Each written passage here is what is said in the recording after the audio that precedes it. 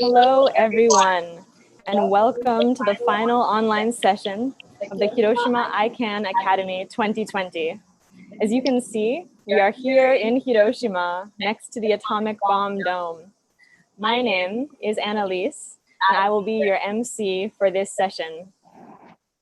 We mentioned this in the morning session today, but we have some new listeners with us now, so it bears repeating. Today is August 6th, the 75th anniversary of the atomic bombing of Hiroshima. Today especially, we remember all those who lost their lives, who had their lives forever altered by the atomic bombing. We also take today as an opportunity to give thanks to the Hibakusha, who for so many years have been at the forefront of calling for a world without nuclear weapons. Their resilience and their commitment to creating a safer, more peaceful future is truly an inspiration to us all. Although there are still significant and even increasing instability caused by nuclear weapons states, we are also encouraged by the positive developments for nuclear disarmament in recent years, especially the creation of the Treaty on the Prohibition of Nuclear Weapons and the steady progress being made toward bringing it into force. Today, we have a wonderful panel of guest speakers here with us, both in person and online. They are Hiroshima Prefecture Governor Hidehiko Yuzaki, Senior Austrian Diplomat Alexander Kment, and ICANN Executive Director Beatrice Finn. Izumi Nakamitsu, United Nations Under-Secretary General and High Representative for Disarmament Affairs, will be joining us later. We would like to start by hearing comments from our speakers on the topic of how government and civil society can better work together for nuclear disarmament. So each of our three speakers will have about 7 minutes to speak. We'll start with Governor Yuzaki. Please go ahead whenever you are ready. Okay, well, good morning or good evening or good day or whatever time zone you are in. And I'm very pleased to join this session. I think you're having a hard day. I mean, with such a time difference, people are like, some are like staying all night, something like that. I'm sorry. But we had a very good day today. Even though we had this COVID-19 limitation, the ceremony for August 6th went very smoothly, and I think everybody felt the importance of the day today. Well, and on the topic of this session, the cooperation between government and the civil society, I guess. Well, first of all, what we have to remember is government. I mean, in democratic society, is controlled by people, right? Sometimes people forget that. Government, well, it's true. I would say, people can always control, people are always in good control of the government. I would say that, we see in not necessarily can contradictory cases in the most democratic countries too, but basically that's the so we should that's the importance. Okay. And based on that, how we can work with, from our perspective, how we can work well with civil society. Of course, civil society has different expertise and different, resources from what government has, well, especially local government. So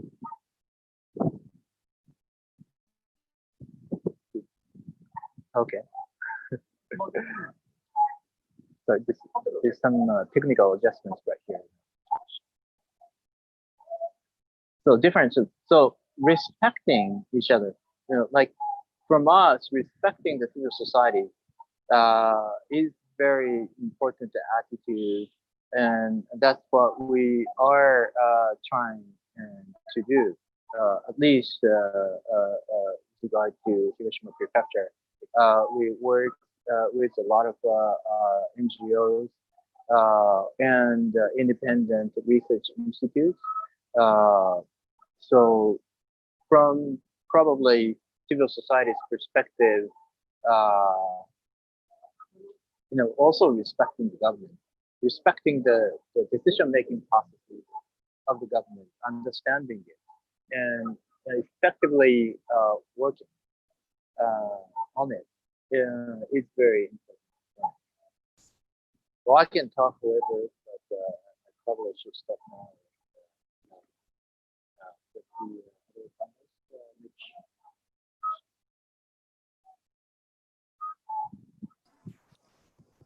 Thank you very much for sharing the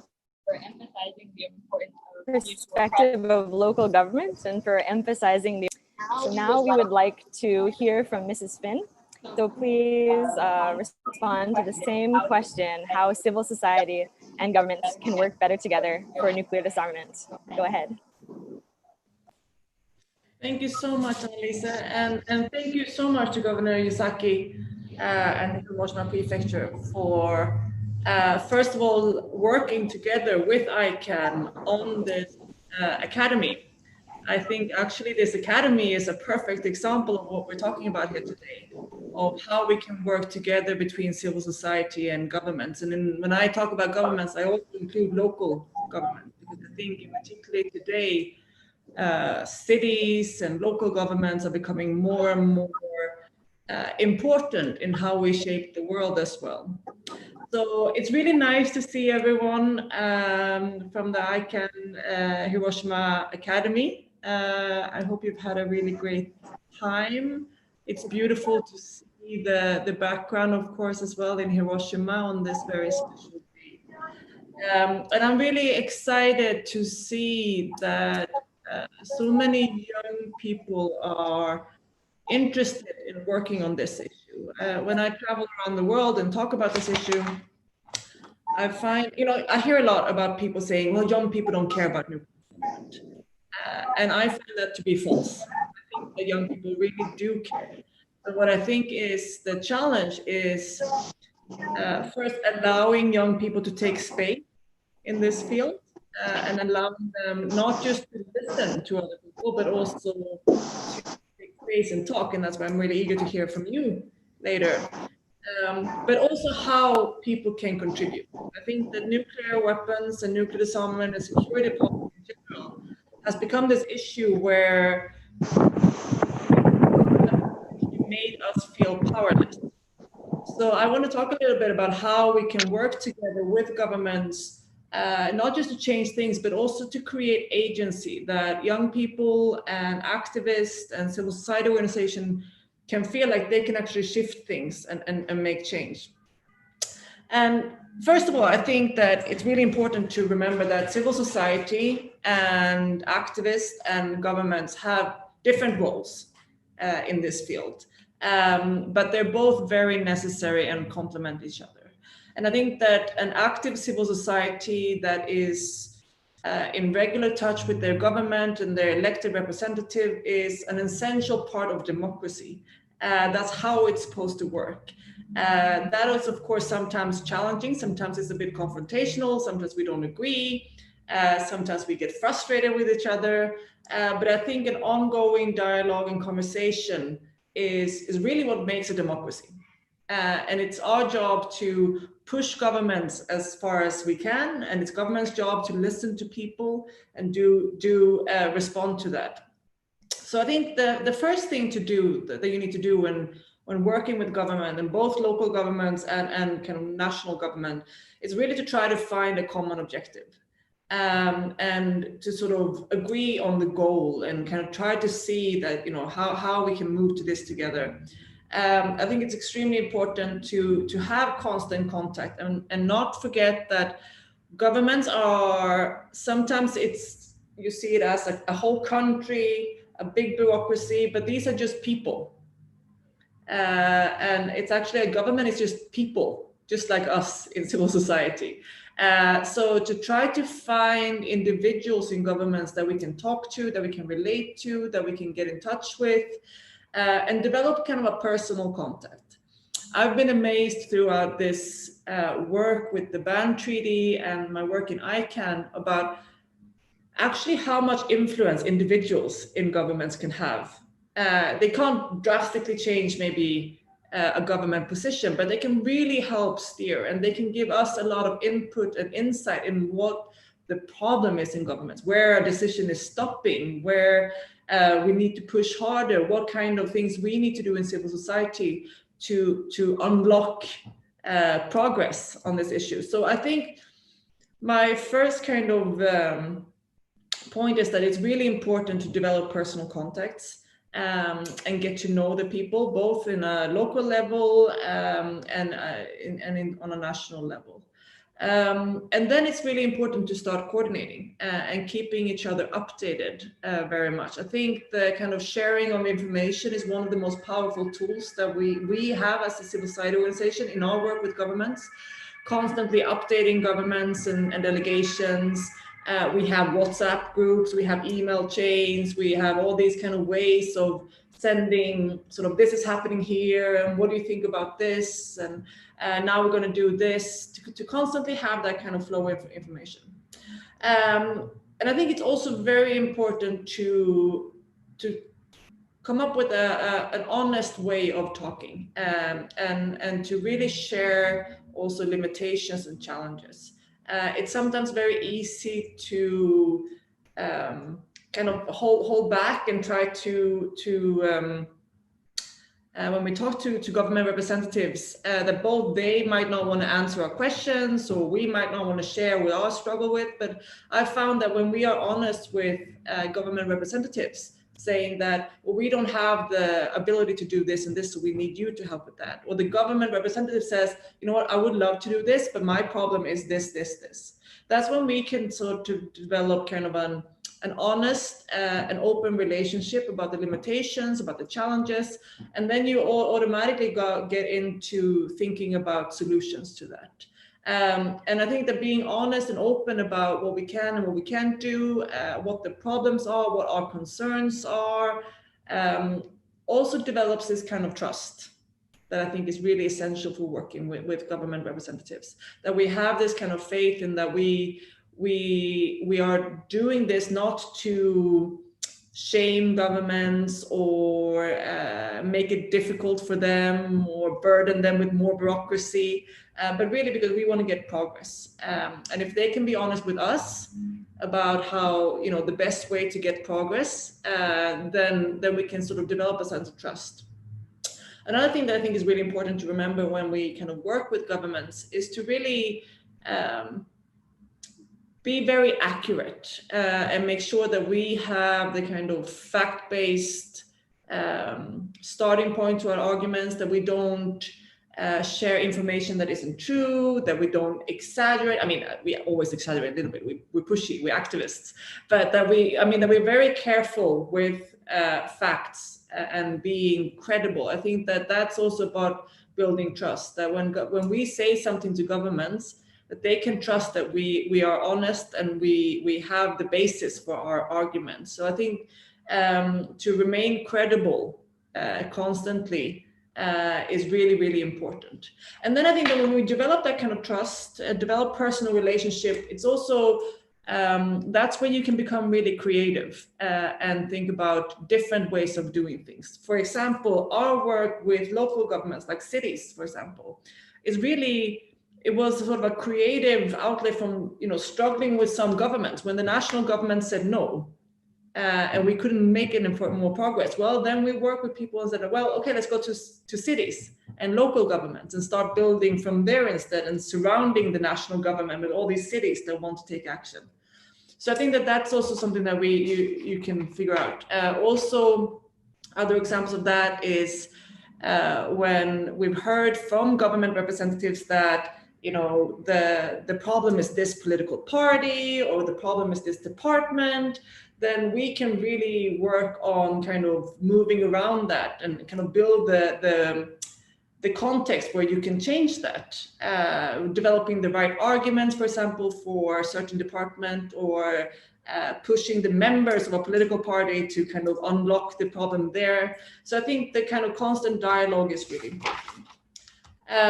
So, you know, what we've done in this campaign is really to, in particular, work with a group of governments and finding sort of a core group of states. And it's some of the governments that you probably know that have been very active in this. We have Alex, who was a part of that from Austria, who's going to speak later.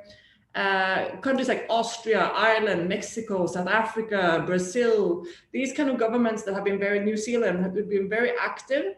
And we kind of formed this group together with them and had regular meetings, regular kind of information sharing. Even throughout the pandemic, we've organized Zoom calls.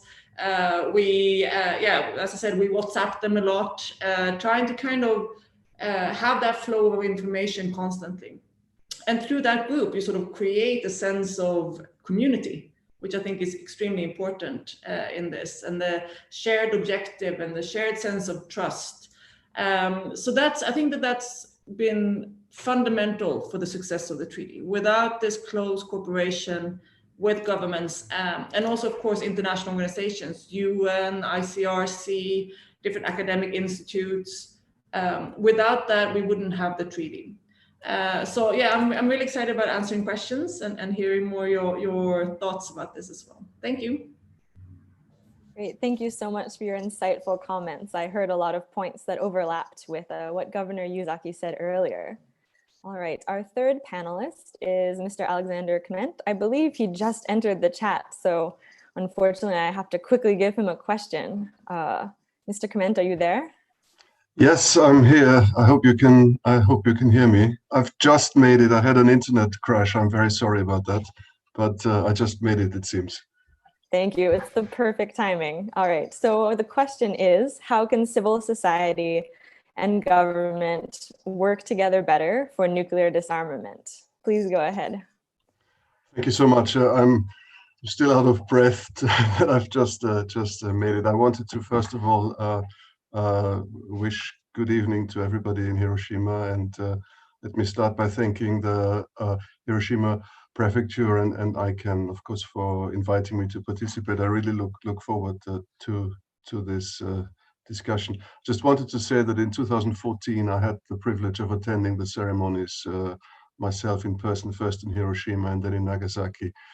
And this experience and the chance to talk to Hibakusha in the place where they had to experience these awful events in 1945, I think that left a deep impression on me, and I think it's essential for everyone who works on issues related to nuclear weapons to visit Hiroshima.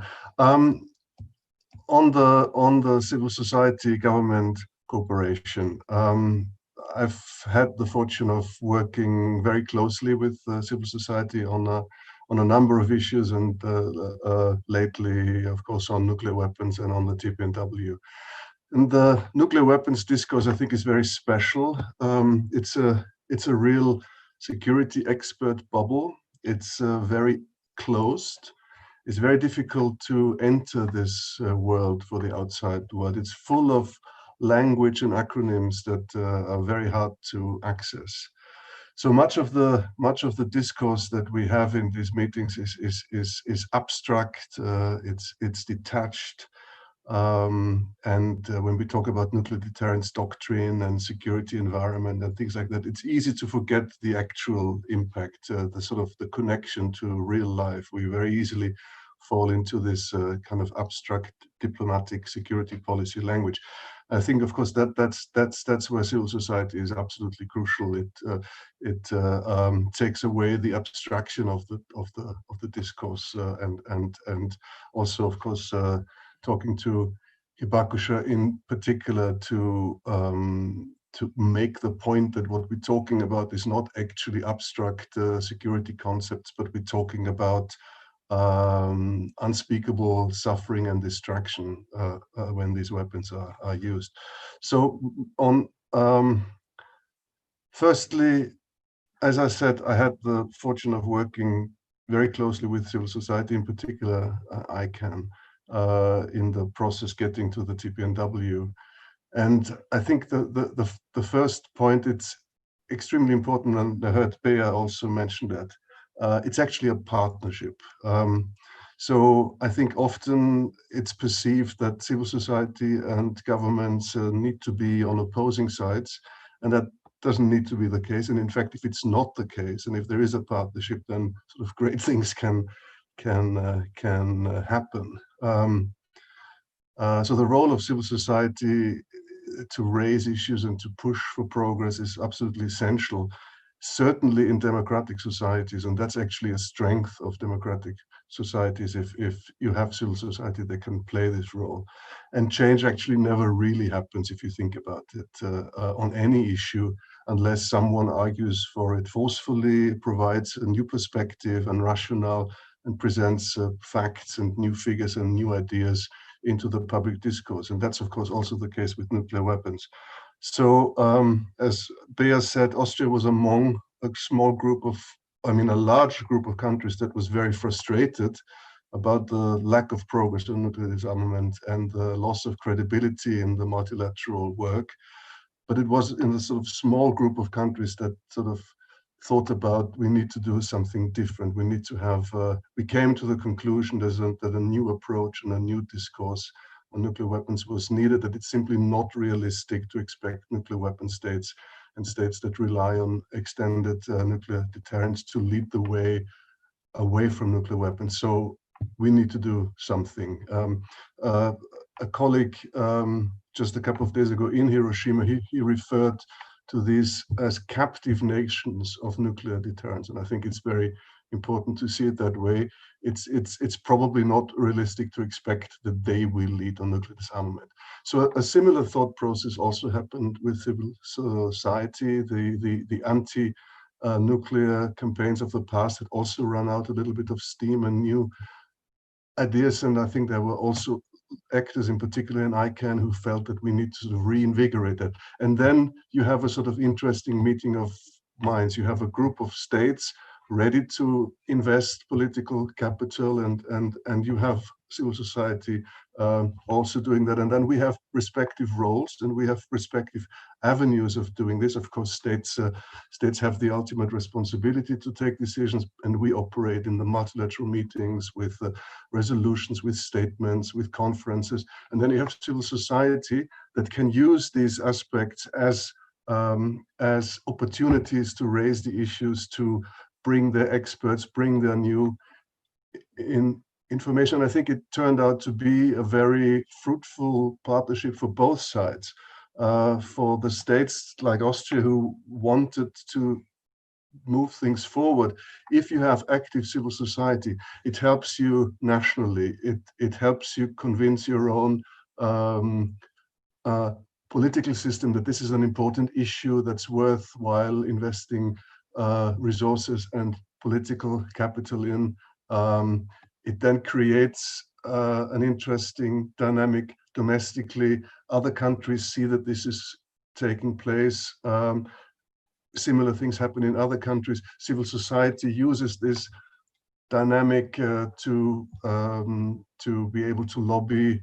So that's the kind of experience that I had with ICANN, and I think it was extremely mutually beneficial one. I don't want to forget the role of the International Red Cross and Red Crescent movement as well. It played a very, very important role. And I don't want to go on for too long because I remember I have only 5 minutes. I mean, what needs to be done, of course, is funding. And I think that's a that's an aspect that's often overlooked. There is a huge disconnect between the amount of money that's available on the one side of the argument versus the amount of money that's available on the other side of the argument. And so even more kudos to ICANN, what they managed to achieve with being on the right side of the argument, but on the wrong side of the finances, of the financial resources. So I think it's important for governments and to understand that funding civil society is a good idea. So maybe I stop here. I really look forward to questions. And I'm sorry again for being late and having missed what the previous speakers have said. Thank you. Thank you so much for sharing your experience and sharing your perspective with us. All right, the next speaker we would like to hear from briefly is a member of Hiroshima Civil Society. Her name is Mary Poppio, and actually the participants in this program saw her already in the video she made introducing her activities alongside the activities of other youth and young activists in Hiroshima and Nagasaki. So Mary, could you please tell us a little bit more about your activities and how they connect to nuclear disarmament? Please go ahead. Sure. Thank you so much, Annalise. And thank you also, Governor Yazaki, Ms. Finn, and Mr. Commento for your comments. Hello, everyone. My name is Mary, and I'm the co-founder and business director of PCV, which is a peace education nonprofit incorporated here in Hiroshima. And I was taking a look at all your profiles to prepare for this talk, and I was very impressed. It seems like a lot of you are experts on this issue. You all are very passionate about nuclear weapons disarmament.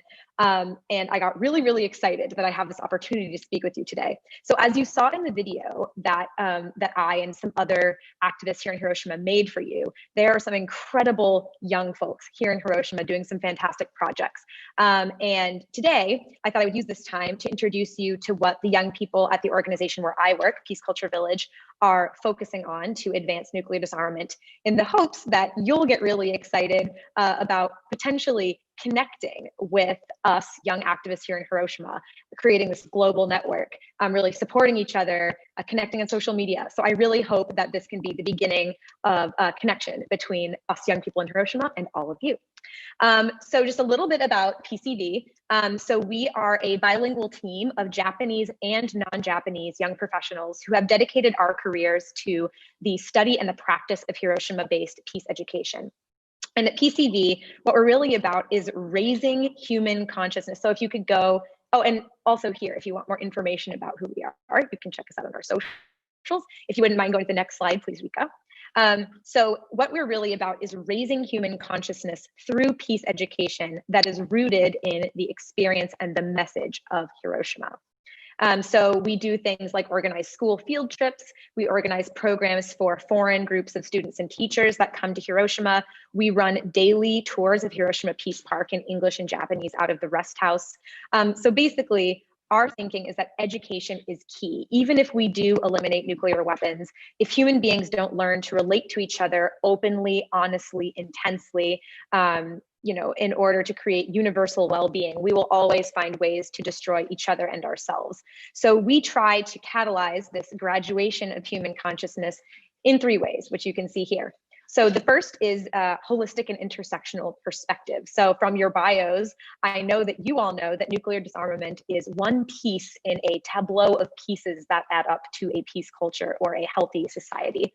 So in addition to introducing our program participants to what happened here in Hiroshima, to hibakusha testimonies, and to the current state of affairs about nuclear weapons in the world, we also take them to our countryside campus, which you see pictured here, where they learn about the SDGs and other aspects of peace culture, including inner peace and meditation, community building, sustainability, etc. And so a lot of our participants say that after learning about the very intense emotional story of Hiroshima, retreating to the countryside where they can apply what they learned to other SDGs in a more reflective and contemplative environment really helps them. The second thing we do, I think all of you know that nuclear weapons can be a rather difficult issue to connect to for young people, especially people who haven't been directly affected by these weapons. So we focus a lot on personalization through output and reflection. We actually conduct online and in-person tours of Peace Park.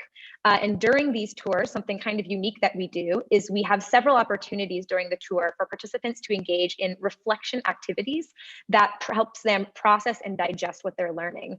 For example, we do collective art pieces online and in person with participants and hibakusha.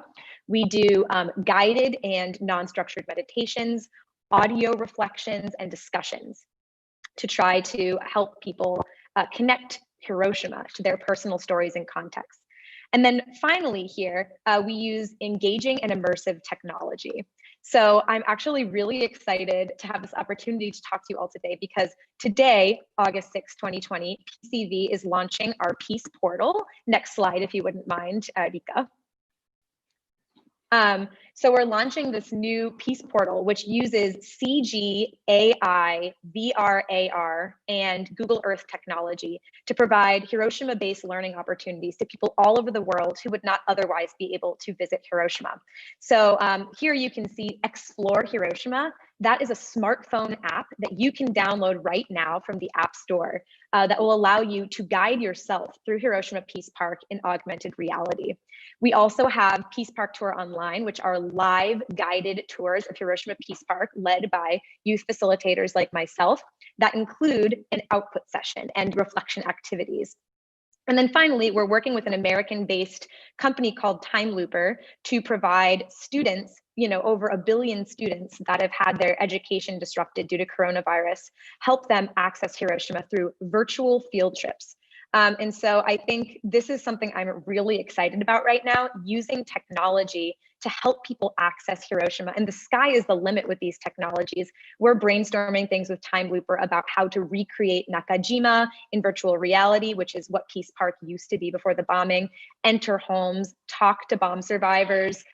So I think this is something that as a young person, I'm really passionate about, using technology to bring the issue of nuclear disarmament closer to people my age. So with that, I think I'll leave my comments here, but I am really excited to connect with all of you and hopefully someday learn about the great projects you're doing as well. Thank you. Thank you so much, Mary. That was a great talk. And I'm sure I speak for all the Academy participants when I say that it's really awesome to hear about the activities of our fellow young people. So thank you once again. And now we would like to move into the panel discussion between Governor Yuzaki, Mr. Clement, and Ms. Finn. We have until about 8 p.m. Japan time for this first part of the panel discussion before we are joined by Ms. Nakamitsu. So our Academy participants have sent in questions that they want to ask our panelists that Yumi and I have gone through and selected. So the first question is for Ms. Finn, if you don't mind.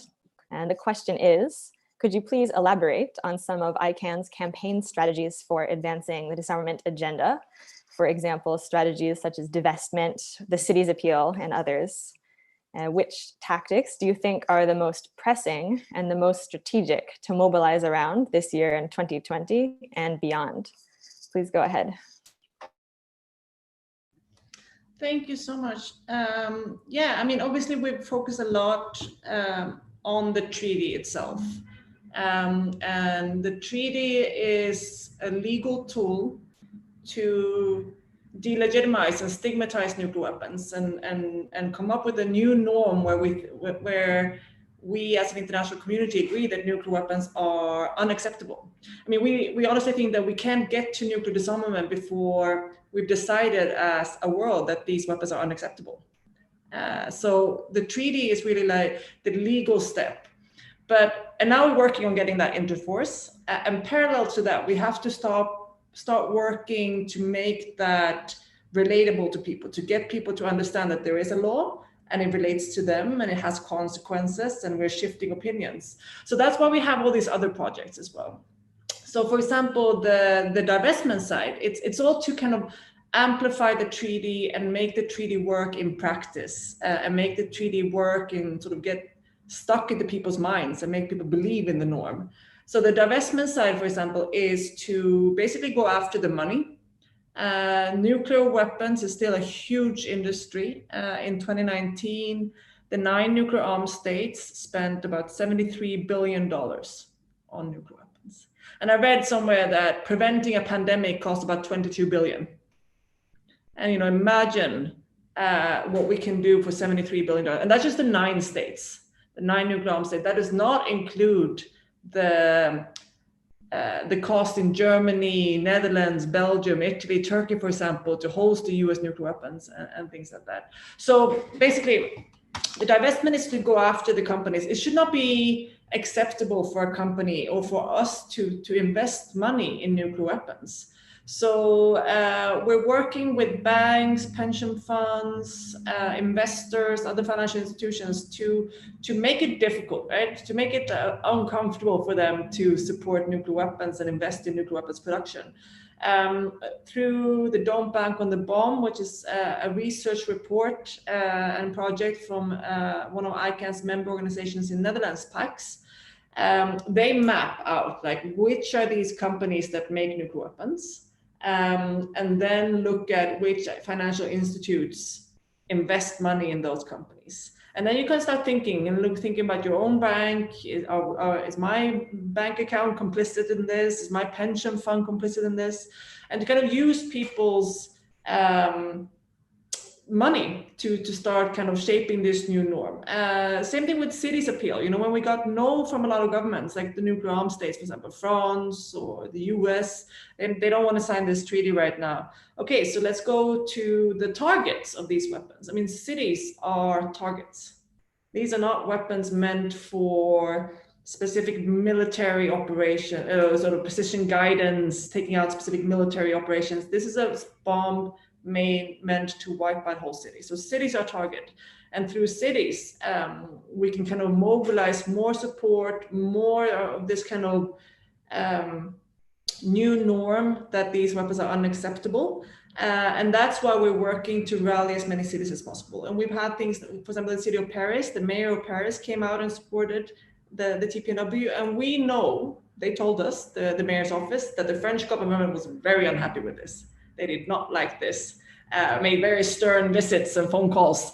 And I think that sort of shows us that this has an impact. The fact that the mayor of Paris says that, we don't want to be targeted. We are the ones who are responsible to our people if something happens, and we can't handle this. Our infrastructure can't handle a nuclear attack. So I think that's really, really important. And we have, we're working to kind of gather a big list of these cities to also make them feel like they are part of something. And each city, even if it's a small town or a big city, like, hopefully New York soon, each one kind of like pushes forward this. Same thing with parliaments. I mean, we need elected officials to start debating this. So even if the government doesn't say yes right now, we are rallying parliamentarians to kind of start speaking out, putting forward motions, create this pressure, and start questioning the assumption that nuclear weapons are just here and we accept them.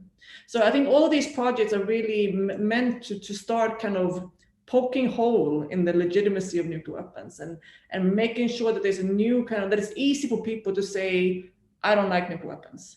And I think for us, we look at it very much, if you look at other movements, like for example, the gender equality or Black Lives Matter or same-sex marriage, for example. If you look at same-sex marriage in the United States, you didn't see like suddenly a presidential candidate's like, this is my champion issue, I'm going to run with this and I'm going to change, things. No, like even Obama's first campaign, he didn't speak out in favor of same-sex marriage, but people changed. And pop culture changed, and state by state in the United States changed, and suddenly you have all the politicians saying, well, I've always been in favor of this, and you just have this kind of switch. So I think so much of our work sometimes look at leaders. We look at Trump and Putin and Kim Jong-un and thinking that they would change first. Why would they change before we change? So we are trying to create these kind of projects to make it easy for people to change and make it easy for people to express that nuclear weapons are unacceptable in their kind of local context or in daily life, and thereby building this kind of support for the treaty, for this new norm, and create a context where politicians will soon say, well, I've always been in favor of this treaty, and I always have said that nuclear weapons are unacceptable, and thereby getting it. Great, thank you so much. All right, our next question is for Mr. Clement. The question is, what is your view on the contribution of small and middle power states, such as your own state of Austria, to nuclear disarmament? And what is their importance and role in generating new norms in world politics? Thank you very much. That's of course a good question that we asked ourselves all the time in the Austrian ministry. Well, we are a strong believer, specifically probably as a small and medium-sized country, in international law and in international institutions, which is effectively a core pillar of the security policy of small and medium-sized countries, because we rely on rules. We rely on a rules-based international system. This is why we were particularly frustrated over many years to observe the sort of incremental loss of credibility of the multilateral nuclear disarmament and non-proliferation regime. The good thing is that international law functions on the basis of sovereign equality of states. Any country, big or small, at least legally, not politically, but legally, has rights. So I think we realize that we are probably not going to be able to do very much on our own. But if we find, and I mean, that connects really very much to what Bea has just said, if the sort of change in international discourse, change in international community happens from the bottom up, of course, which is where civil society is so important. But it also happens at the government level. And if you look at the international community as a sort of big family, you have some countries that are the bullies and that are the strong ones, and that probably have an approach to international law that is more forceful in terms of that they be able to get their own way, whereas smaller countries will probably look to build alliances and to strengthen the institutions and strengthens the treaty. So we felt, and we've done this now on a number of issues, that working together with other like-minded countries, working together with cross-regional groups is extremely important. And if you have if as a state you have a certain credibility on an issue and you band together with other countries from other regions that have a certain credibility on a particular issue, you can punch above your weight. If international law and institutions wouldn't exist, small and medium-sized countries would have no role to play. But at the end of the day, legitimacy and international law is important to everybody, even the most powerful countries. So, which probably explains why they were so opposed to the humanitarian initiative and the TPNW, because they saw that we are building an argument that is supported by a very large number of countries, and that, of course, changes the legitimacy, and it also changes the legal basis. So I'm aware of the limitations of this approach. At the end of the day, we will be able to analyze how successful it was once we can say what impact we have had in changing the policies of countries that have and rely nuclear weapons. And it's probably too early to make this assessment now. I mean, we're working now to get the treaty into force. But given the reactions that we see so far, I think it's fair to say that it does have an impact. So I don't, the role of Austria on its own is very limited. the role of Austria and like-minded countries working together with civil society can be agents of change. It can be quite effective.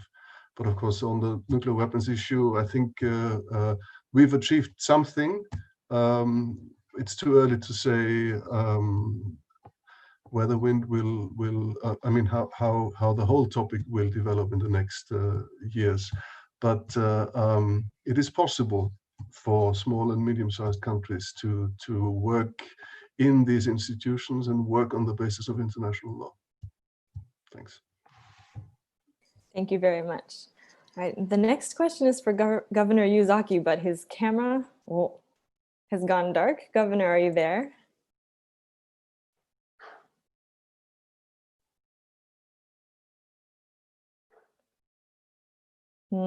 Let's see, while we're sorting out the technical side, I think I'll send another question to Ms. Finn. Could you please tell us more about ICANN's experience engaging nuclear umbrella states? For example, what presence or what role did they play in the TPNW negotiation process? And how do you envision their potential future ascension to the treaty? Please go ahead.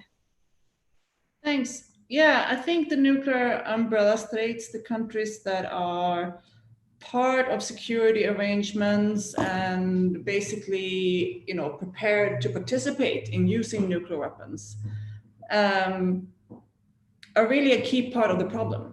And I think that sometimes when we talk about nuclear weapons and we only focus on the 9 nuclear armed states, that's not really the whole story.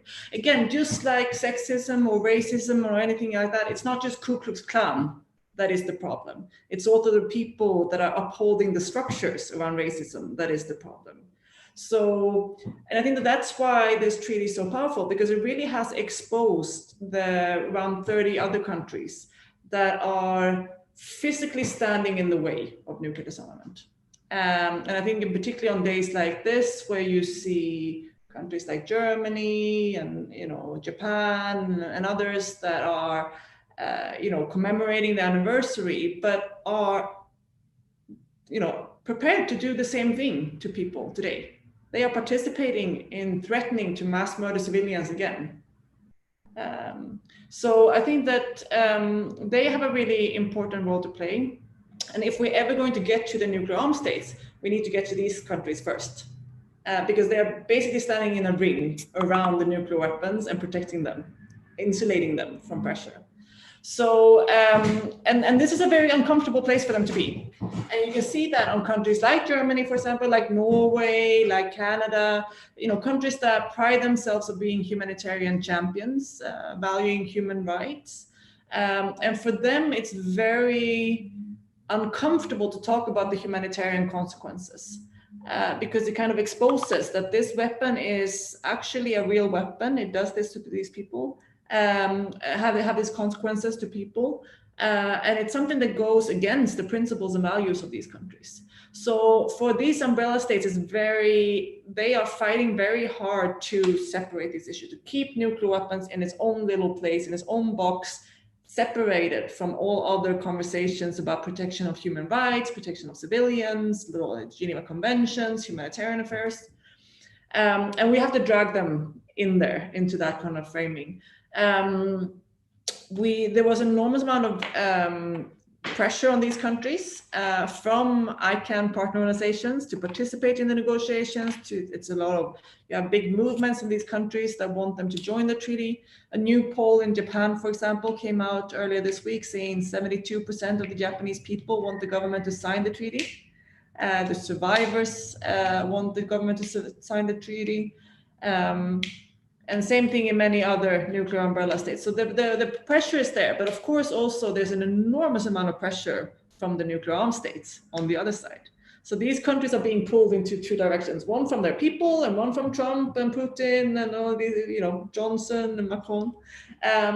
So I think that that's really where a lot of this kind of, it's really needed to increase the pressure. And to make these countries answer the uncomfortable questions that nuclear weapons cause. Is the German government and the German military, German soldiers prepared to like burn, maim, and poison civilians in warfare with nuclear weapons? Is the Norwegian government prepared to stand behind that? Is the Japanese government prepared to stand behind that? And to kind of like challenge them. So we know that there's movements happening, but we need to be stronger in these countries, and we need to work much more consistently, and we need to really use the humanitarian framing, because I think that that's where we can get progress. If we only look at this as a sort of technical, theoretical security issue, it's very comfortable for them to say no to the treaty. But I think we can get real progress if we continue to elevate the humanitarian perspective on nuclear weapons and get more people to ask these uncomfortable questions to our politicians. Great, thank you so much for the great response. All right, the next question is for Governor Yuzaki. The question is, how can governments and civil society play a role in educating the public about the history of the atomic bombings and the history and current reality of nuclear weapons? And if there are any examples of education initiatives from Hiroshima that you would particularly like to highlight, we would love to hear about them. Please go ahead. Well, actually, this Hiroshima-ICAN Academy is one differently. We do have a lot of programs of education about these nuclear issues. And of course, in Hiroshima in general, from elementary schools, we have peace education and learn about devastation and also reconstruction of Hiroshima and how important peace is, and sometimes through, of course, the words of Hibakusha. That's kind of Hiroshima's privilege. And also for high school students, we have seminar about not only peace but more international relations in general. That of course leads to peace, etc. So there are many programs that we run, and in more general term, I think actually there are a lot of things done in each country about not necessarily on peace, but relationship between countries. And the peace is really based on, I mean, when we talk about like a nuclear issue, that's the basic framework is a relationship between countries. I know that England, US, of course, France, other countries have those education, and sometimes, the direction that they are pointing to is not necessarily one direction. I mean, in those education, and because they try to not educate but learn. I mean, to try have students learn and think about those relationship with peace, and I think that's very important way.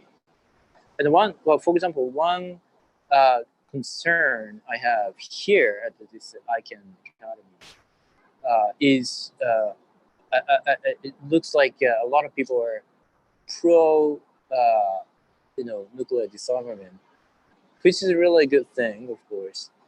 But also we need to hear from other sides too. So having a perspective of other side when you have a position, that's very important. And through these discussions, I think you can make more firm commitment or firm belief or rational belief about disarmament. And Beatrice was talking about raising the awareness and humanity side of these nuclear issues. And I think those kind of universal values with you learn about the international relationship, and you also learn about the universal value of humanity, and those combined, I think there's a kind of natural answer to. But still, there are people who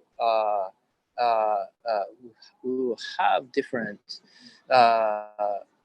opinions and positions. But I think that's again important to have, well, not to have, of course. I want everyone to be pro disarmament, but the reality in the world, or reality among the government, is there are certain people who are pro-nuclear position. So it's very important to have those both voices. So in terms, again, how we do programs, we tend to push forward the disarmament itself, but we should always be careful because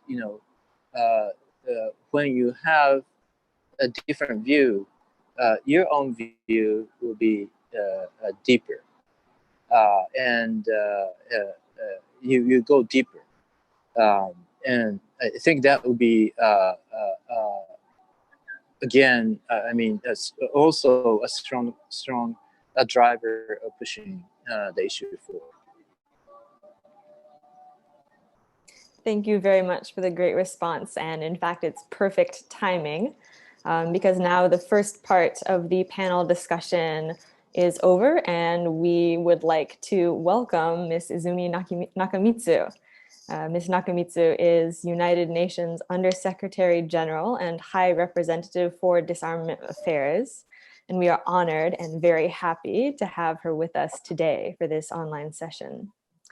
So as we've been discussing throughout this program, recent years have seen significant progress in terms of the focus on the humanitarian impact of nuclear weapons and the creation of the Treaty on the Prohibition of Nuclear Weapons.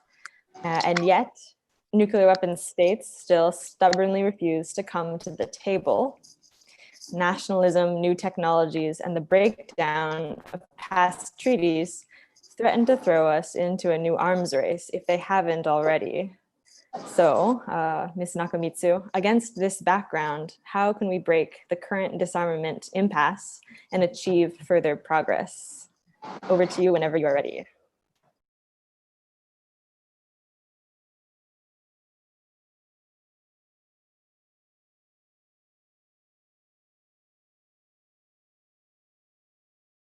Well, maybe she's not with us quite yet. So, Mr. Clement, if you don't mind, I'd like to send you another question while we wait. Could you please tell us, so as I just mentioned, the world is seeing the beginning of a new arms race, and also this year, the COVID-19 pandemic has brought further challenges globally. And it has shown us the need for greater international cooperation and unity. So in your opinion, what is the priority agenda towards achieving greater unity and greater international cooperation for disarmament in the coming years?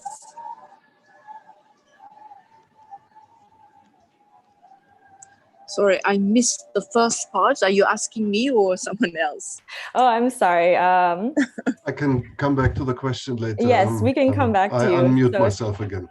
Unmute myself. Yes. So Ms. Nakamitsu, I'll repeat the question. So basically against positive developments in nuclear disarmament in recent years, and also an increasingly unstable situation brought on by nationalism, new technologies, and the breakdown of past treaties, to name a few issues. How can we break the current nuclear disarmament impasse and achieve further progress? Please go ahead.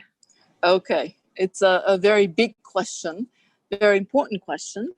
I hate to disappoint you, but I think one thing is very clear. There is no one single bullet. It's not a simple situation that we are trying to tackle. So there is no easy, simple prescription, which means that we have to do many different things simultaneously. We have to pursue a variety of measures, multiple measures, all at the same time. I can suggest a few. For me, one of the first things that we all need to do is really to understand what the legitimate security concerns are in those, especially nuclear weapon states that are increasing their rhetoric, increasing their reliance on nuclear weapons in their national security strategies or military doctrines. What are the things that are driving them to reverse the positive developments that we saw in the past couple of decades and return to the arms race dynamics?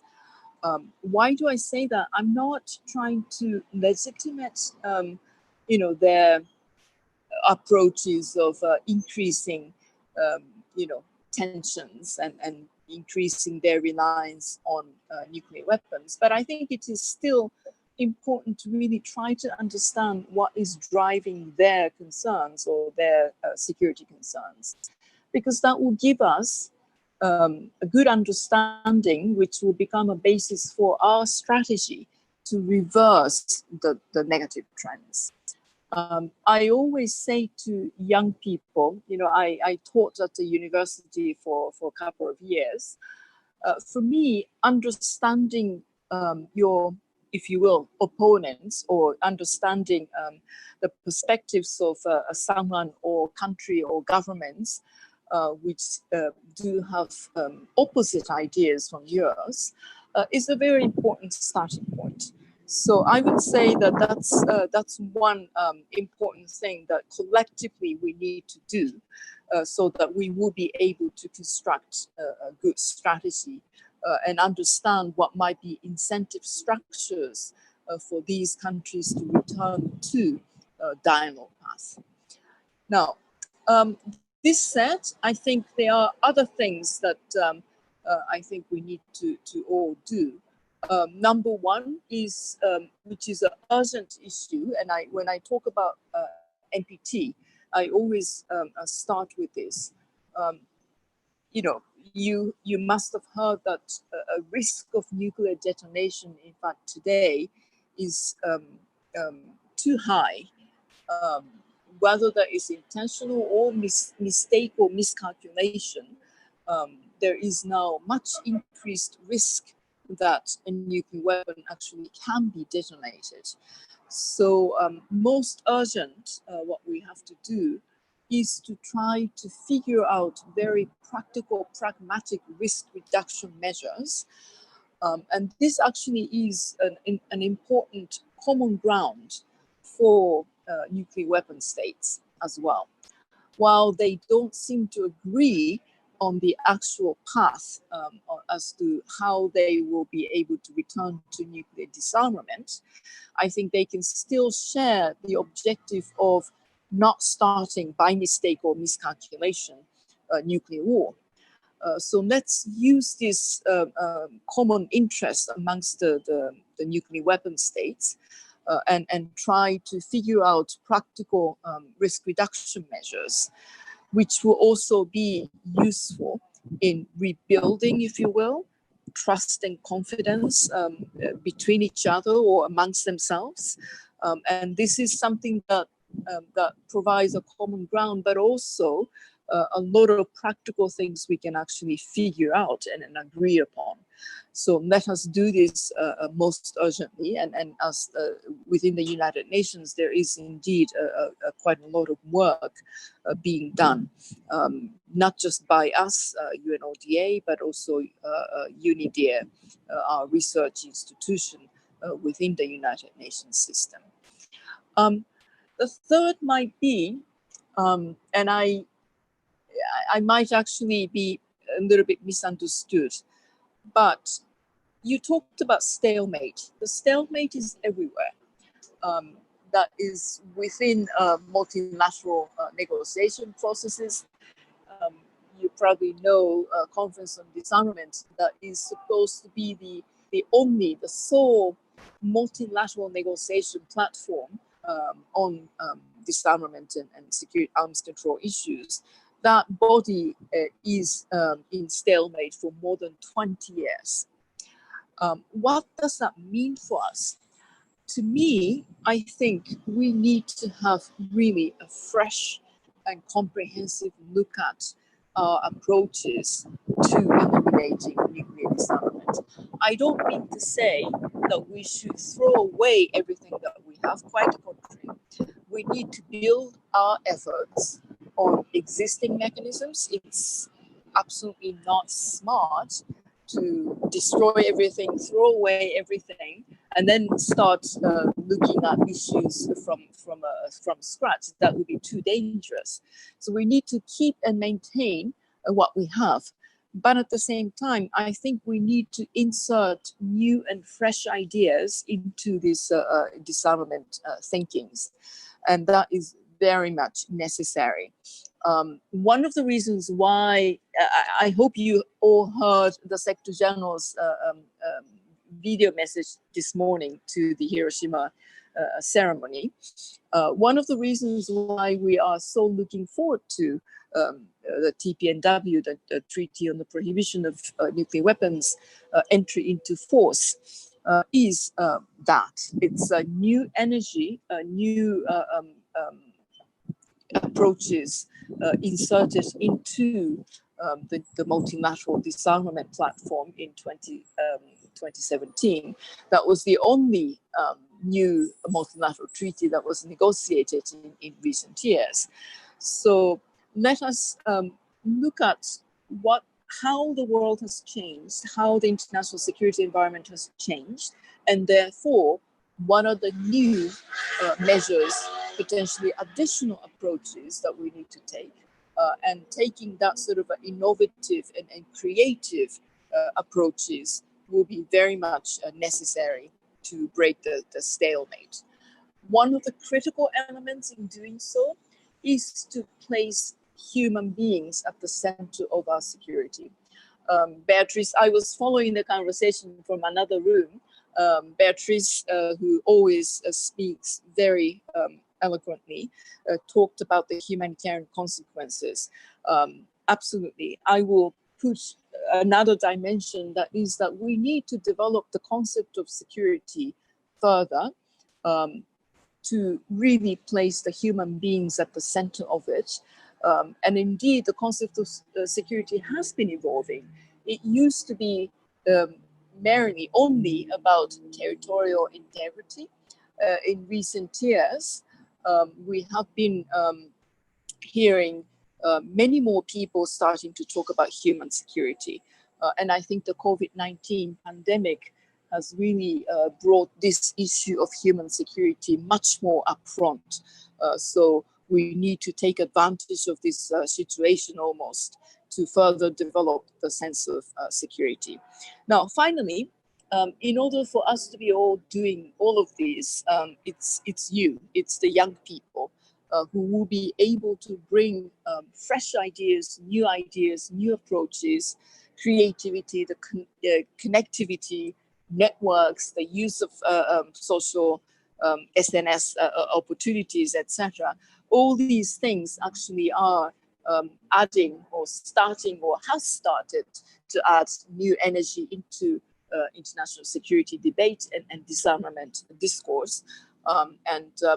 if we can be, United Nations and other entities can be of assistance to create more opportunities for younger people to equip themselves, or I would say arm themselves with necessary knowledge and skills, I think that's something that really should be a priority for all of us. So I will stop here. There are unfortunately not one single measure. We will have to do everything, all sorts of different things all at the same time. It's multidimensional and really complicated challenges, and therefore the solutions that we can offer will also be quite complicated, or it will have to be a combination of various measures. Back to you. Great. Thank you so much for the insights and for the very comprehensive answer, although of course it's a difficult issue. So now we'd like to begin the second part of the panel discussion.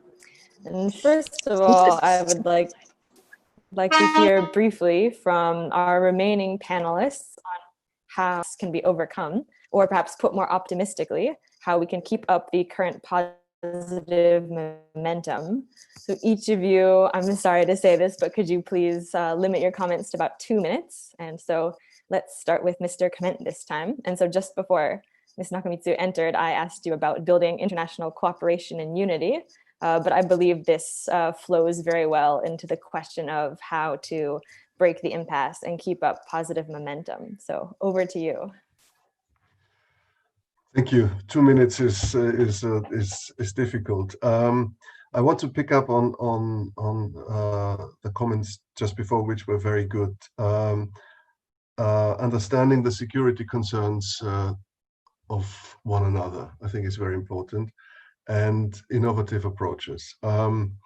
So part of the reason, key reason of the stalemate is that essentially security environment has deteriorated, and states that rely on nuclear weapons are in a mindset, which they have been for a long time, and find it obviously impossible of getting out of this mindset. It's nuclear deterrence. It's of course a powerful concept, and it's a serious concept that has been developed over many years.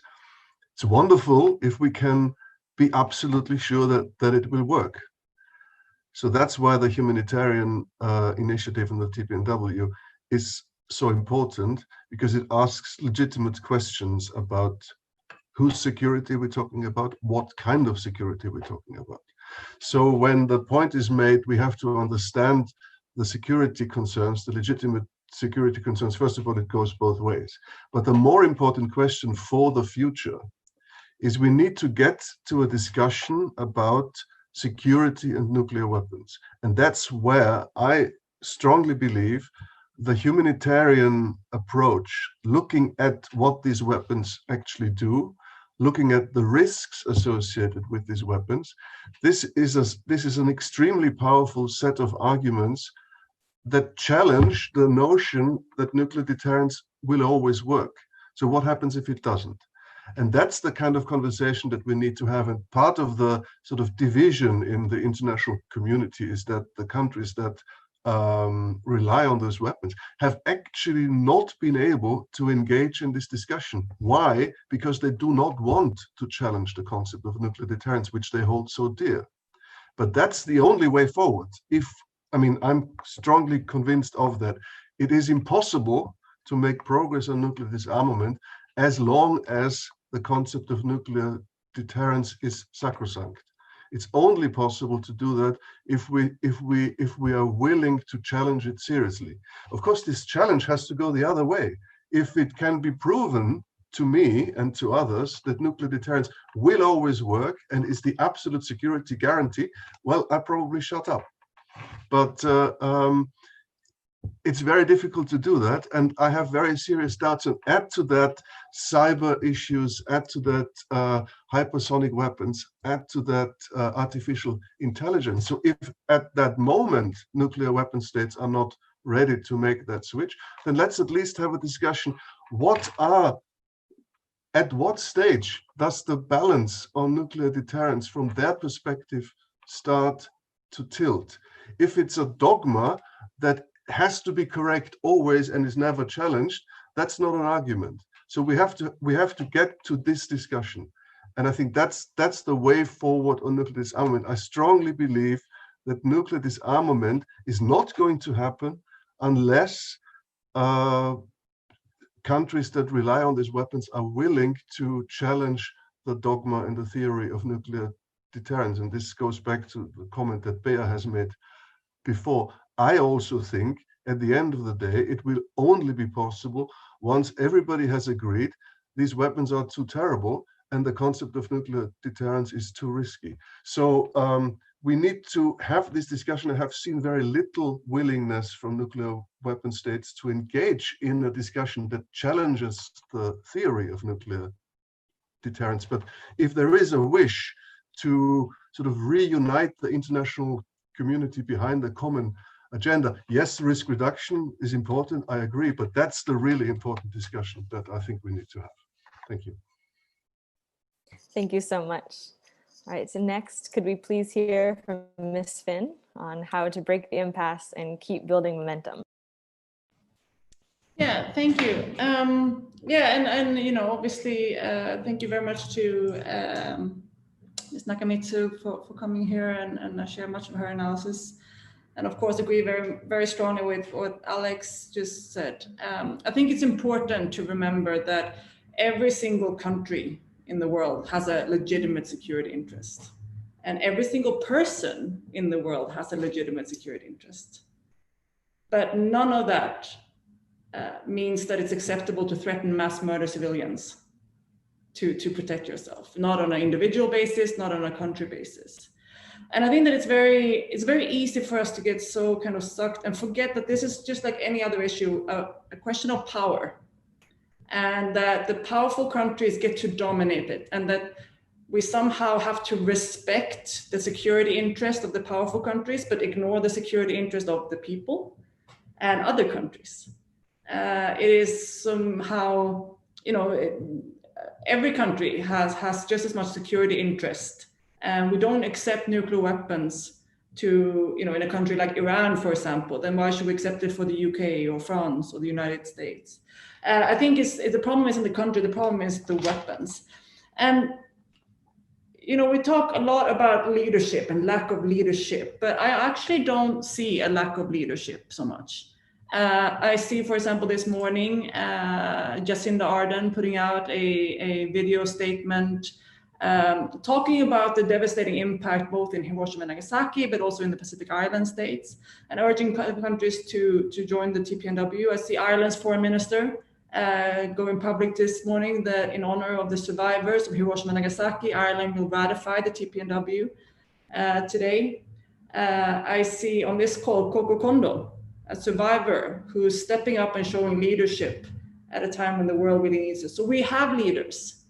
We also make a choice on which leaders we obsess about and focus on and look at, and which one that we might actually forget about. So I think that there are a lot of leaders, and we just have to choose our attention in terms of who we're looking to. And I really think that, you know, we have to remember that change is always uncomfortable. And especially because this is a power dynamic. There will be no time in the world where the nuclear armed states will find it comfortable to give up their nuclear weapons. They were created in the Cold War. The whole justification was for around the Cold War. Suddenly that was over, and they just make up new justifications, just like power always do. And that moment when you go from relying on weapons of mass destruction to not relying on weapons of mass destruction has to happen at some point. And that moment will always be difficult, and there will always be people opposing it. And I think that sometimes it's a bit naive to think that we will come up with a solution to this problem that will make everyone happy and everyone comfortable, and the nuclear armed state will just like, okay, great, let's give them up. I think change it's the same thing as women getting the right to vote. That was never really comfortable for a lot of people in power. Or right now we see a lot of white people struggling, very uncomfortable feelings about Black Lives Matters and challenging our own power and our own sort of privilege. And it will always be that difficult for nuclear armed states and nuclear umbrella states. They will not be comfortable, and we cannot wait for them to lead on this issue. I think that's why we have to look at others, and we have to look at the Treaty on the Prohibition of Nuclear Weapons as that new creative solution that is having momentum and energy. Because once that shift happens, just like with gender equality, just like with anti-racism, even the people in power will realize that actually this is better. So I have a lot of hope for the future. I think sometimes we look at this work that we're doing and thinking that only 100% success, total elimination of nuclear weapons is good enough. And that's a very depressing mentality to have, because we don't know if this is working. But what we do know is not doing anything is not working. And if there were no civil society, if there were no activists, there were no governments taking a position, there's no people talking about this, we would see nuclear war. We would have probably already seen it. So this is essential work that we have to do in order to get to a world without nuclear weapons. This is essential work that we have to do in order to prevent nuclear war and what happened to Hiroshima and Nagasaki to happen again. And I think that everything we do, every tweet, every government that ratifies the treaty, every petition we sign, every parliamentarian asks a question, every city that joins it, every bank that invests, each one of us pushes that a little bit forward. Do we know that exactly this thing is going to work? No, we don't. We never know that, and not even historians know that afterwards. But we do know that we all have to kind of move in this direction and keep pushing and do everything we can to make our contribution. Thank you. Thank you very much. Okay, last but not least, Governor Yuzaki, could you please tell us your take on how to break the disarmament impasse and how to build on current momentum? Please go ahead.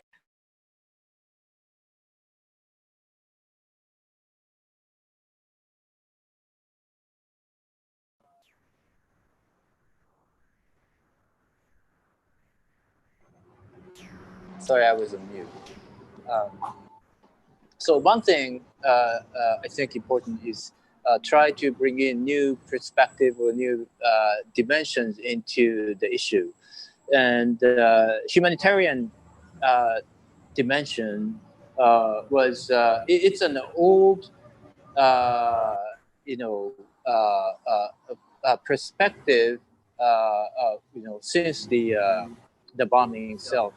But I think TPNW formed a kind of new approach to it, and that was very successful. And bringing a new perspective is like Nakamitsu-san being the Undersecretary General, and she actually, we had the UN 75 session this afternoon, and Nakamitsu-san was saying, she was not necessarily an expert in arms control, but the Secretary General Guterres said it's okay. He wanted her to shake up and stir, and that's bringing a new dimension in the disarmament. So keeping this new perspective, new dimension, refreshing the ideas, I think is very important. And also, I completely agree with the what Ambassador Clement said. At the end, we have to step in this theory of nuclear deterrent itself, because it's the core of it. And by being on their stage, and then bringing in new information, new findings, new perspective on their stage. I think it will make we'll be able to make some progress there. So that's what we are now trying as Hiroshima Prefecture. First questioning the deterrence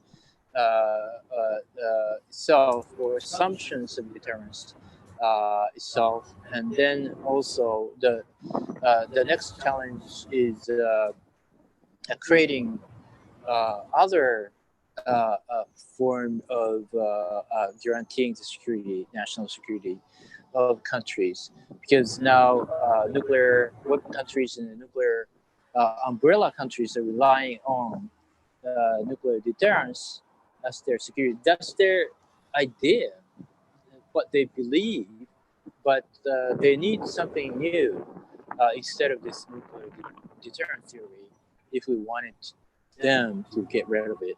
So that's what we're trying to do. But again, bringing in new perspective and also understanding the logic of other side is important, and I think we'll be able to make progress on that.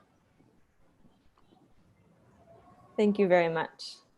So we just have a little bit under 10 more minutes for questions. So the next question I'd like to ask is a topic I think the discussion has been circling so far. And I'd like to ask it to Ms. Nakamitsu, and maybe with some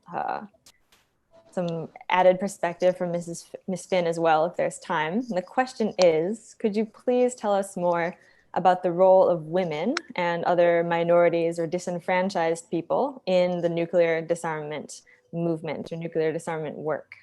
How far are we from achieving gender equality in disarmament forums?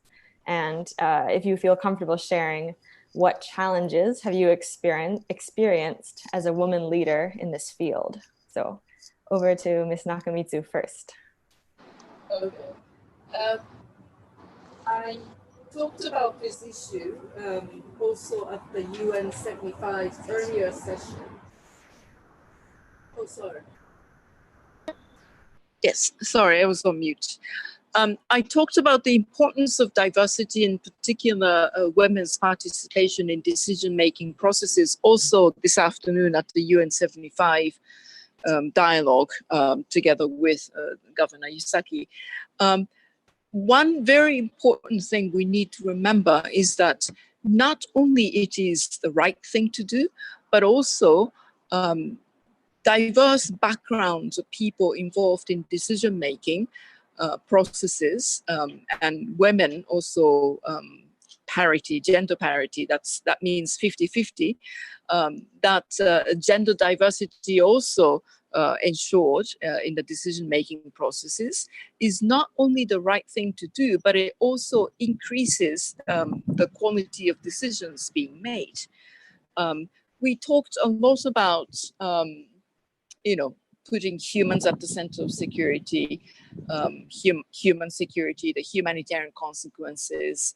Also, one of the very important characteristics of the TPNW is really the victim assistance perspectives mainstreamed throughout the treaty, etc. So clearly, the quality of decisions that was made in that process was higher.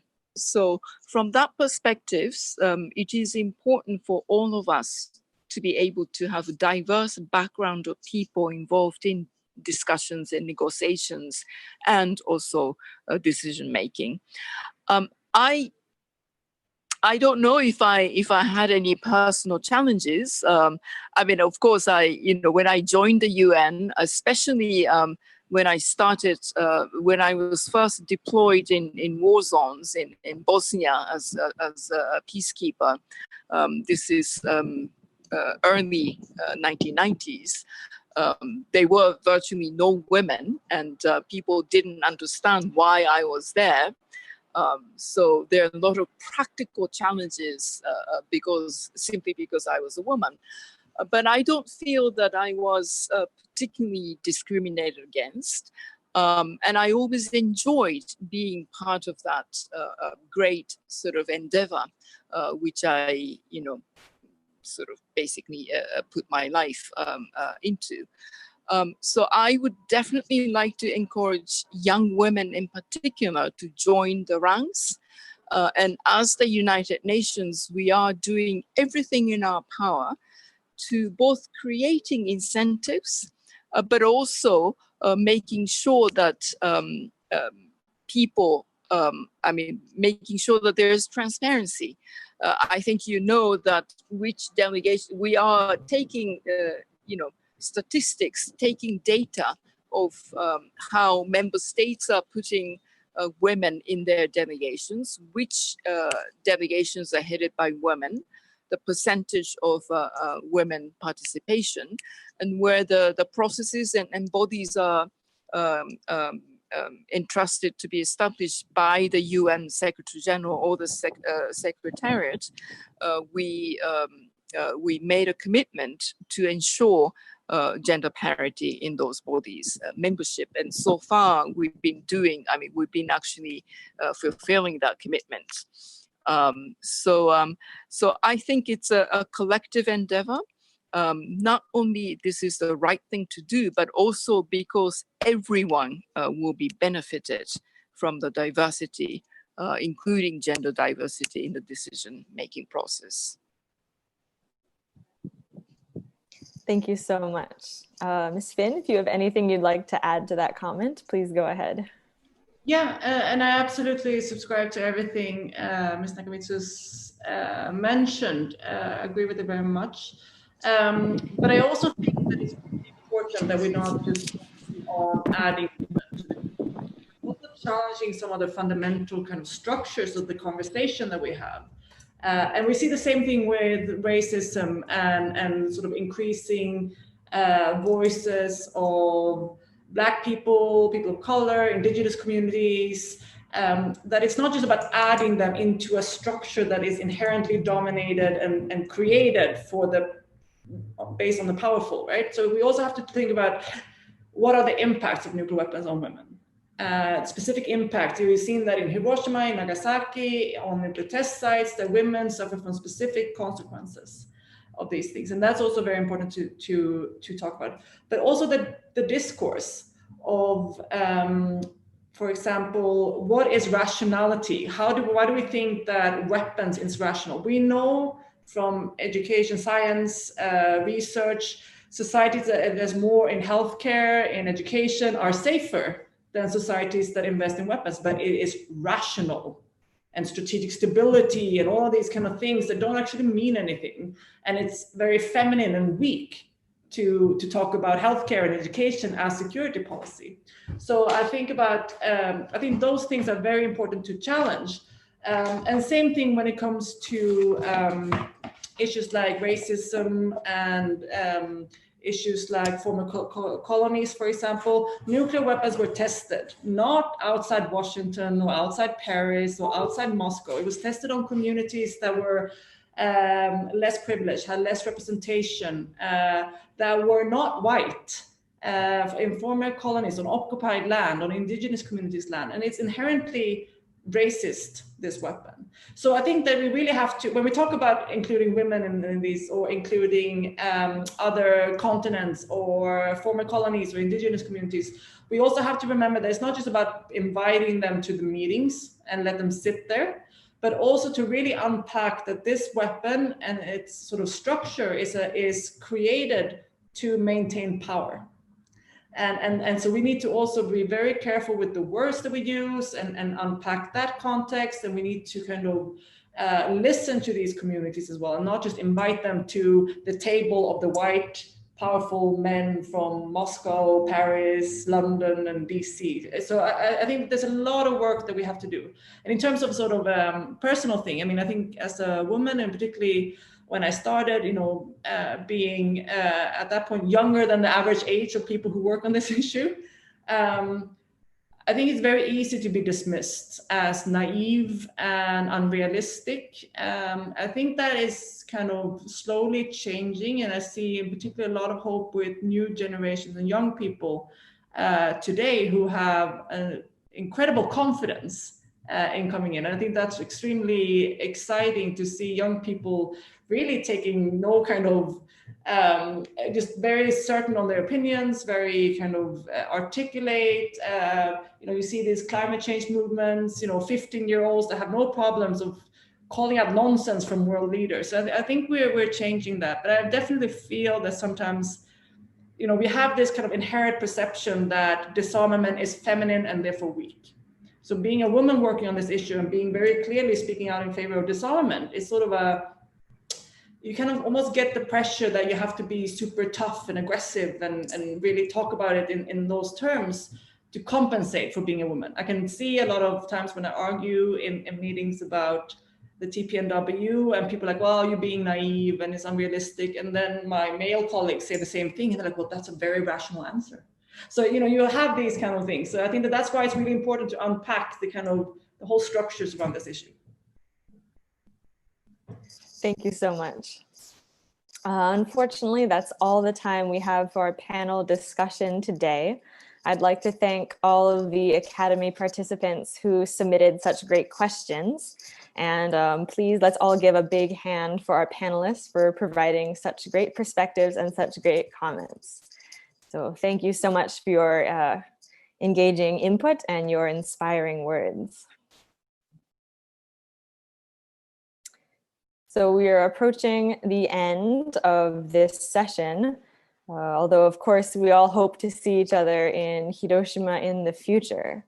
And so to close this first half of the Hiroshima-ICAN Academy, we would like to hear concluding remarks from Kondo Koko-san to start with, followed by two of our participants.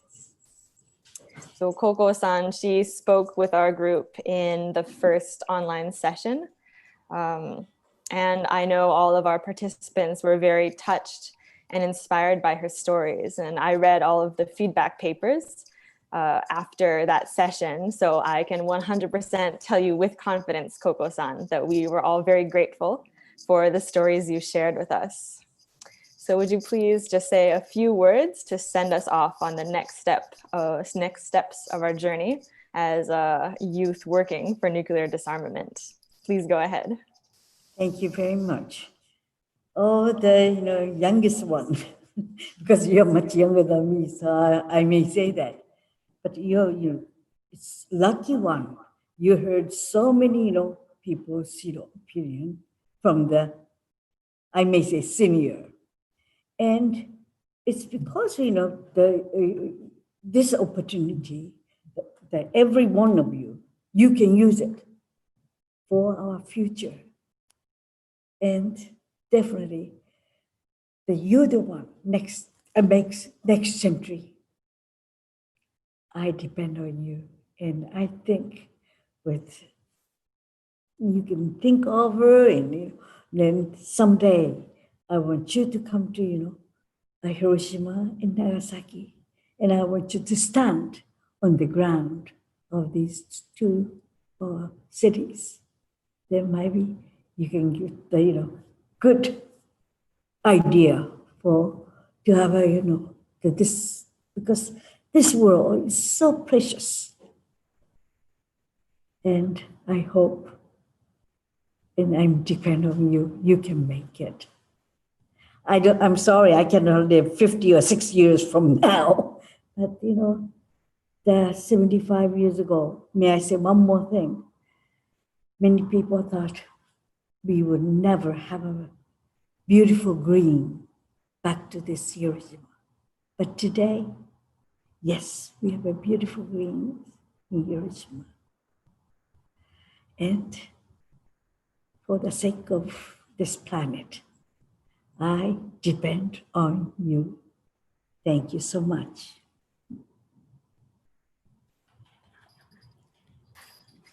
Thank you so much, Koko-san, for your inspiring words and your warm message. We really appreciate you taking the time today to speak with us. I know how busy your schedule is. So next, we would like to hear some final thoughts from two of our Academy participants. I'd like to hear what they learned through the program and what made the biggest impression. So the first participant I'd like to hear from is Hana. So Hana, please, if you're ready, go ahead.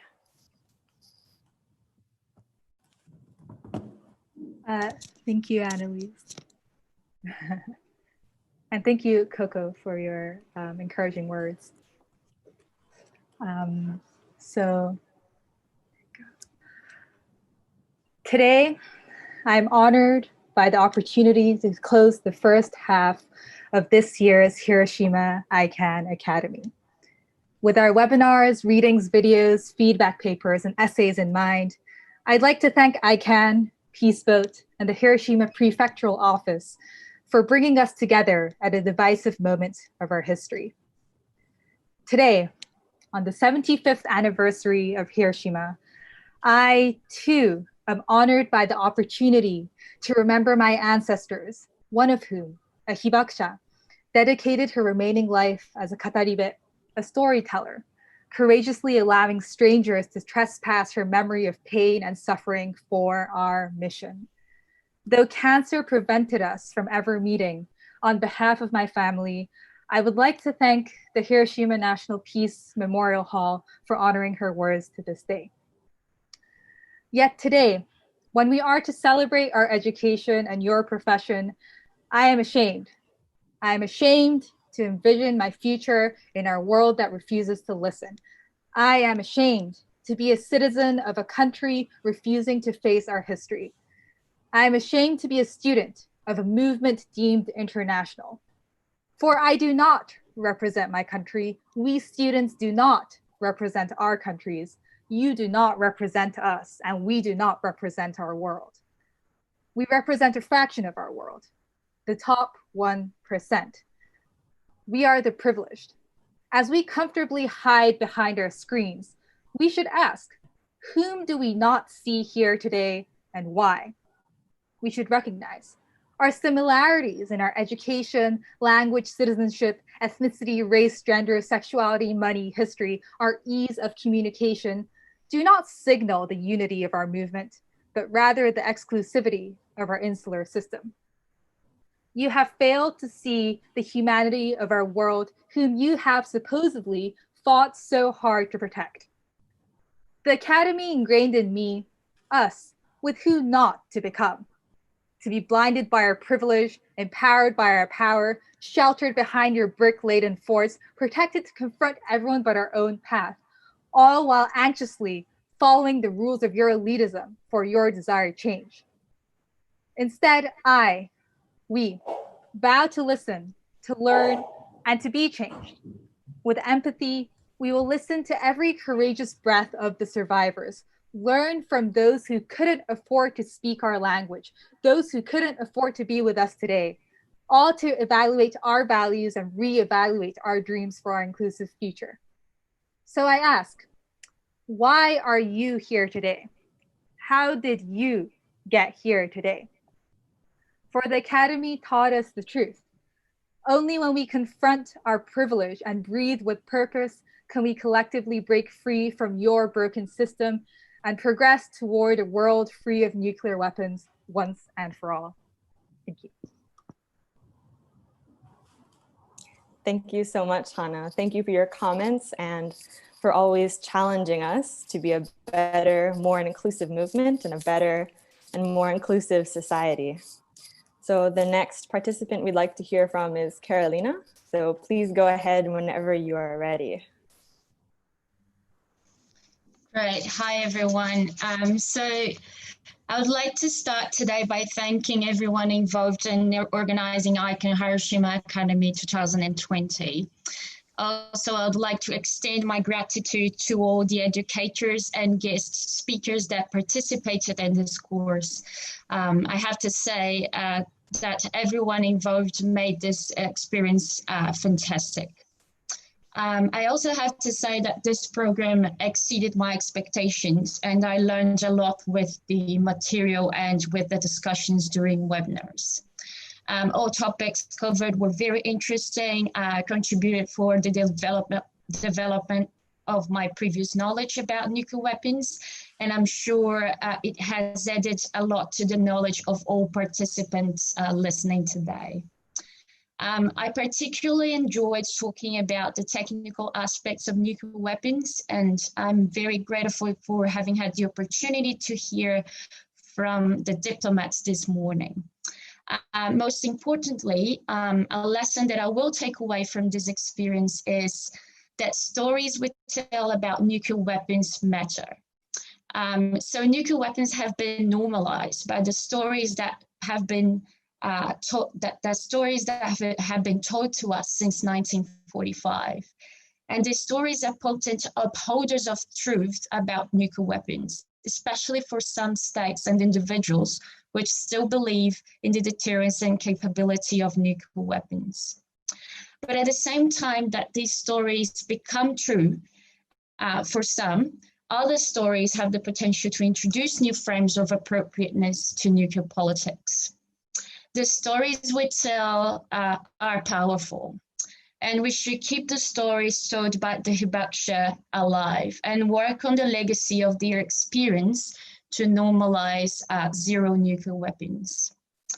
I would like to acknowledge my own experience when hearing the testimony of Ms. Koko Kondo in the first webinar of this program. I really felt it, and I visualized the unthinkable. Emotions are very powerful, and we as activists should continue to tell those emotional stories, which challenge much of the narratives that sustain traditional structures of power, which praise the weapon and deterrence. States need to be more critical about deterrence stories, but being critical also depends on hearing a different story. So single perspectives become normalized, if not challenged. Here is where I think ICANN and all the activists, including small and middle power states, have got it right when planning the TPNW and this new norm generation process. The whole process about the TPNW, from crafting to July 2017, tells us a different story about the appropriateness of nuclear weapons. So activists have opened doors for critical engagement with the norms and practices in place. I wanted to highlight that the regime in place can be of great utility for disarmers. It serves as a point of contrast, strengthening the meaning of contestatory practices, and also that disarmament initiatives should continue to use the NPT framework as the TPNW does, complementing the flaws of the regime, and most importantly, creating a site for critical engagement. I also wanted to add that world politics has been long driven by single stories, and it is time for us to deconstruct the nested meaning of the weapon that has been shaped by outdated frames and the legacies of the past. So thank you very much, everyone. Thank you, Carolina, for your message, and thank you for sharing how the program has impacted you. And to both the participants who spoke just now, it's wonderful to hear your insights and also hear your determination. So finally, as this is the Hiroshima-ICAN Academy, I would like to ask one of the ICANN members here with us today, and also one of the program coordinators, Kawasaki-san, to please share some final closing comments with the participants and everyone listening. So Kawasaki-san, please go ahead. Yeah, thank you very much, Annalise. What a night. You know, to me, in Hiroshima, it's night, maybe someone in morning or the afternoon or whenever. I'm really moved in closing this this part one of the Hiroshima-ICAN Academy 2020. And Hannah and Carolina had such a wonderful summary of the issues that we've discussed and we are facing to go forward. And I would like to extend warmest gratitude to all the panelists today. Ambassador Clement, Governor Yuzaki, Undersecretary General Nakamitsu, Governor Yuzaki, Beatrice Finn, Koko Kondo-san, and all guest educators, and strong remarks from, of course, Mary Poppio. And I think, you know, to be very frank, at the time of planning of this program, in the very difficult time of the COVID-19, Hiroshima Prefecture and ICANN, to be frank, discuss about the possibility of canceling of the program. And when we decided to do this in an online manner of this part one, because we had no experience like that, we were not certain if it would go successful. But now, I'm so surprised about the quality that we have achieved. You participants are so committed and always motivated in any scene of the discussion or writing essays or feedback and everything. So, and it's more than perfect. So please do keep your interest in the process towards part two to be physically held in Hiroshima, about which I think later on the announcement will be made. But also, even beyond that, please keep your interest on this nuclear weapons issue in a conviction that